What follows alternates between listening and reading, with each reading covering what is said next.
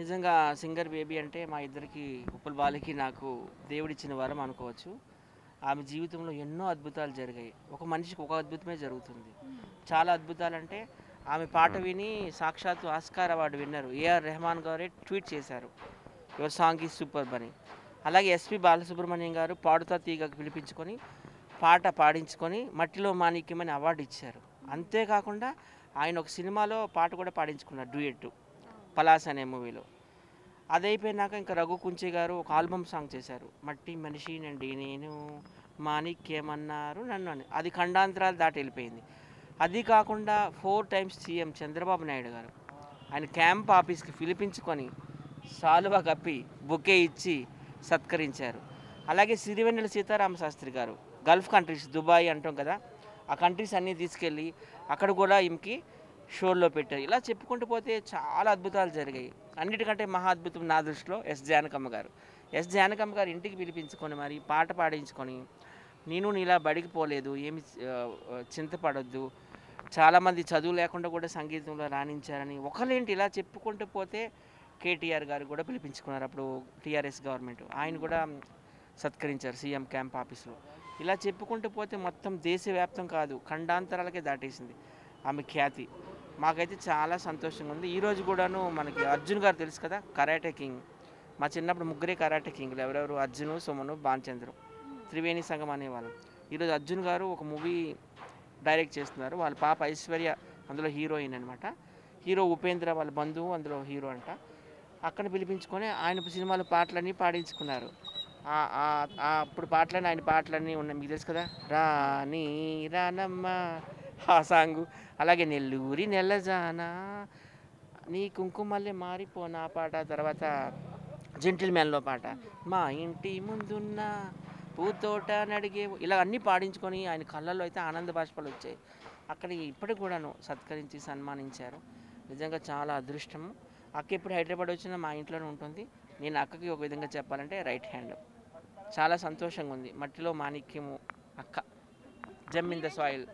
నిజం చెప్పాలంటే ఆ బేబక్క గ్రేట్. ఎందుకంటే ఒక పల్లెటూరులో ఏం చదువుకోకుండా కూడా ఆ పాట పాడి ఒక చిరంజీవిని కలవడం, పెద్ద పెద్ద సింగర్లు కలిసి ఆ టేజ్ ఎక్కడ మా టీవీది ఈ టీవీది ఎక్కడ అంటే అంత ఈజీ కాదు. ఇప్పుడు చాలామంది ఫేమస్ అవుతారు, కొన్ని రోజుల వరకే ఉంటారు.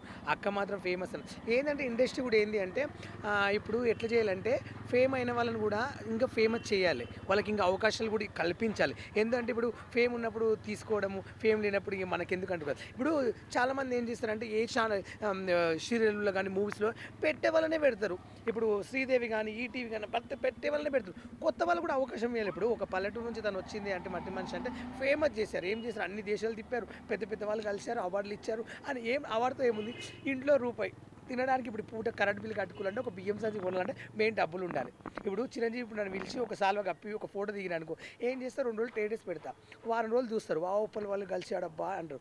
ఏమొస్తుంది దానివల్ల? ఇప్పుడు మన ఇంట్లోకి ఒక బియ్యం సంచి చేసి ఒక ఆపదకి ఆదుకున్నవాడు ఇండస్ట్రీ. నాకు ఇప్పుడు నా లైఫ్లో ఫేమ్ అనేది ఏందండి అందరికీ. ఇప్పుడు నేను రోడ్డు మీద బట్టలు ఇప్పి కూడా అని నడిచిన అనుకో, ఇప్పుడు ఇంకా నేను వైరల్ కావాలంటే ఇప్పుడు కొత్తగా ఎవరైనా పెద్ద హీరోని తిట్టినా, పెద్ద హీరోని తిట్టినా ఒక ఫేమస్ అవుతాం 3 రోజులు. మొత్తం చాలా రోజులు మా ఇంటికి దిగుతారు. ఇప్పుడు ఒక మాట పిట్టలు పోసుకుని నేను అన్నపూర్ణ స్టూడియో ఇక్కడ అంటి పెట్టుకుంటా అంటే కూడా జనాలు వీడియోలు తీసుకుంటారు. అది కాదు గొప్పతనము. ఇప్పుడు ఒక ఫేమ్ వచ్చినప్పుడు మార్కెట్లో ఒక మనిషిని ఎప్పుడు మళ్ళా పైకి లేపాలి కానీ ఎప్పుడు తగ్గించొద్దు. ఎందుకంటే ఇప్పుడు చూసే వాళ్ళనే చూస్తున్నాం సింగర్లని, పాడే వాళ్ళే పాడుతున్నారు, డ్యాన్స్ చేసే వాళ్ళే చేస్తున్నారు. ఇప్పుడు ఈటీవీలో ఇప్పుడు డ్యాన్స్ ప్రోగ్రామ్ జరుగుతుంది. మొన్నటిదాకా 9లో చాలామంది డాన్సర్లు వచ్చారు, మళ్ళీ సేమ్ వాళ్ళనే పిలుచుకున్నారు. అంటే మాకు డ్యాన్స్ రాదా, నాకు చేయడం రాదా, వాళ్ళకి నేను డబల్ చేయగలుగుతాం. మనం మాలాంటి వాళ్ళకి ఎందుకు అవకాశం? మీరు మాకు డ్యాన్స్ రాదా, మాకు నటన రాదా? వాళ్ళ డ్యాన్స్ ఎన్నిసార్లు చూడాలండి?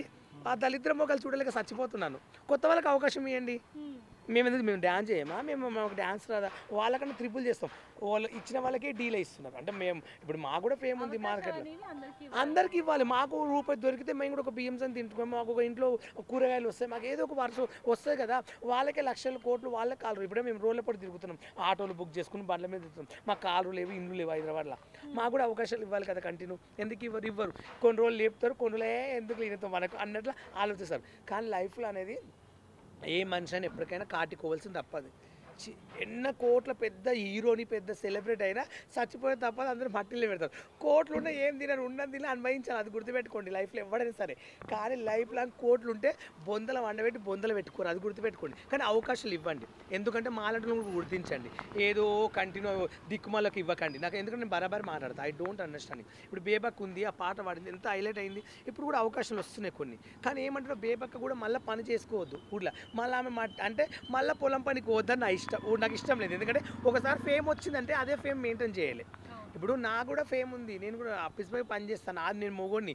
ఇప్పుడు నాకు అవకాశాలు లేకుండా కూడా రోడ్డు మీద నేను కప్పులు కడగానే బతకగలుగుతాను, నాకు టాలెంట్ ఉంది, ఏం సిగ్గు లేదు. మనం దొంగతనం చేయొద్దు, ఒక దగ్గర దోసుకుని తినొద్దు, ఒకరి దగ్గర ఆశపడొద్దు. మెయిన్గా ఏంటంటే పని చేసుకోవచ్చు, తప్పేముంది. ప్రతి ఒక్కరు పని చేయట్లేరా? ఇప్పుడు పొద్దుగల ఇస్తే మాల పని కోతారు, ఉసుక పని కోతారు, ఇటుకలు మోస్తారు, నేను కూడా మోస్తా, తప్పేముంది. అయ్యే బాగాలేంది ఇట్లా మోస్తాడు, తప్పేందండి. నాకు 500 1000 రూపాయలు వస్తాయి, అది నాకు చాలు. ఇప్పుడు బేగక పరిస్థితి ఏంటంటే ఆమె కూడా అవకాశాలు ఇవ్వాలి. మూవీలో ఆమెకు పాటలు కంపల్సరీ పాడించాలి. ఏ కొత్త మూవీలో అయినా వేరే వాళ్ళకి అవకాశాలు ఇవ్వకండి. ఆమె కూడా ఇవ్వండి, ఆమె కూడా రూపాయి వస్తే ఆమె కూడా బతుంది కదా. మళ్ళీ పొలం పని ఎందుకు చేసుకుంటుంది? ఆమె కూడా కొంచెం నా కోరిక అంతే. నేను కించపట్టినట్టు మాట్లాడలేను. అవకాశాలు అనేది అందరికీ ఇవ్వండి దయచేసి. ఇచ్చే వాళ్ళకి ఇప్పుడు డీలో ఇచ్చే వాళ్ళకి ముగ్గురికి ఇచ్చారు అంటే మాకు రాదా, మేము చేయలేమా? బిగ్ బాస్లో కూడా వెళ్ళిన వాళ్ళే వెళ్తున్నారు. బిగ్ బాస్కి వెళ్ళిన వాళ్ళనే దిక్కుమాలలో తీసుకుంటారు. అంటే మాకు బిగ్ బాస్కి మాకు సీన్ లేదా? బిగ్ బాస్కి పోతే మేము టాప్లు వేస్తుంది. జనాలు అందరూ చూడండి మెసేజ్ పెడుతున్నారు, రూపాయలు తీసుకోండి బిగ్ బాస్, కానీ అందరు నా గురించే కామెంట్స్ పెడుతున్నారు. బాలు నేమ్ అయితే వచ్చింది ఉంది కానీ ఇక అదృష్టం, ఇక దేవుని దయవల్ల వెళ్తే వెళ్ళొచ్చు. ఆ దేవుడే ఏదైనా వెళ్ళినా వెళ్ళకుండా అని ఒకటే చెప్తా, అవకాశం ఉంటే వెళ్తాం, అవకాశం ఉంటే వెళ్ళాం. అది మన చేతిలో ఉండదు, ఏ మనిషికి ఎప్పుడు ఏం జరిగిందో మనకు తెలియదు. సో ఫైనల్గా ఏం చెప్పాలనుకుంటుంటే బాలు చెప్పినట్టు ఆమెకు కూడా సినిమాల్లో అవకాశాలు ఇవ్వాలి. ఎందుకంటే కీరవాణి గారు ఉన్నారు, తమన్ గారు ఉన్నారు, దేవిశ్రీ ప్రసాద్ ఉన్నారు, ఇంతమంది ఉన్నారు. ఆమెకు ఒక్క సినిమాలో ఒక పాట ఇస్తే ఇంకా ఆమె జీవితాంతం గుర్తుంచుకుంటుంది కదా. ఆమె మధురం ఎంత బాగుంటుంది, ఎంత మెలోడియస్ వాయిస్. సో ఒకసారి అర్థం చేసుకోండి తెలుగు సినిమాలో ఉన్నటువంటి మ్యూజిక్ డైరెక్టర్స్ అందరూ. ఫైనల్గా ఏం చెప్పాలనుకుంటున్నానంటే her journey from a daily labour to chief guest of Chiranjeevi house is really a miracle. Thank you.